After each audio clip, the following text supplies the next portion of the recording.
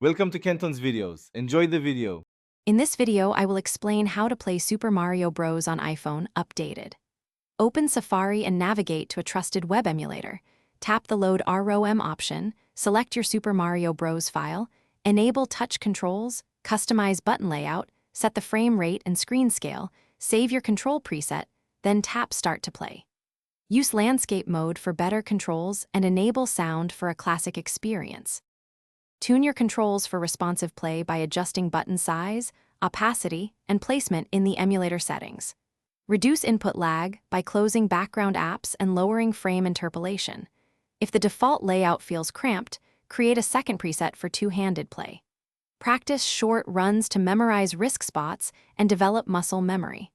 Small tweaks to sensitivity and dead zones make big differences in precision and enjoyment.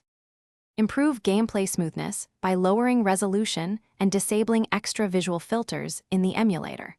Save states let you retry tough sections without losing hours, but also use in-game saves to preserve intended progress. Keep your device cool and avoid charging while playing to reduce throttling. Periodically export your save states to cloud storage so you can restore them if you switch devices or reinstall the app. Thanks for watching. Consider subscribing if we helped you.